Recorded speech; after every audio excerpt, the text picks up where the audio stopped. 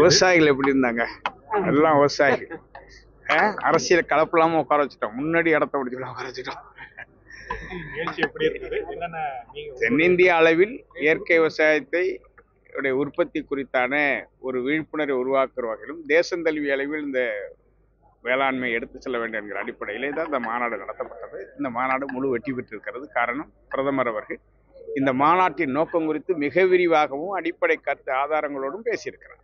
எனவே நிச்சயமாக இயற்கை விவசாயம் தேசம் தழுவிய அளவில் கொண்டு செல்லப்படும் ஒரு கொள்கை முடிவு எடுக்கப்படும் என்கிற நம்பிக்கை இதில் உருவாகி இருக்கிறது. உங்களுடைய பேச்சுல நீங்க முக்கியமான ஆலோசனைகள் சொன்னீங்க.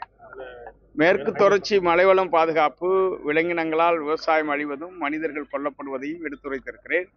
அதுபோல பல்வேறு விவசாயிகளுக்கு ஏற்பட்டிருக்கிற பிரச்சனைகள் குறித்து விரிவாக எடுத்துரைத்திருக்கிறேன். தமிழ்நாட்டில் PM கிசான் திட்டத்தில் 60% விவசாயிகள் பயன்பெற முடியாத நிலை இருப்பதால் குத்தக விவசாயிகளுக்கும் அந்த திட்டத்தை பயனளிக்க வேண்டும் என்கிற கோரிக்கைகளை வைத்திருக்கிறோம். அவர் மிக தெளிவாக சொல்லியிருக்கிறார். ஆளுநரிடம் அதை ஹிந்தி மொழிபெயர்ப்பு பண்ணி அனுப்ப வைக்க கேட்டுக்கொண்டிருக்கிறார். ஆளுநரும் என்னிடத்திலே தனித்த முறையில் சொல்லியிருக்கிறார். ஆகவே அதை அனுப்பி வைப்பார்கள். நிச்சயமாக இதற்கெல்லாம் ஒரு தீர்வு கிடைக்கும் என்கிற நம்பிக்கை இருக்கு.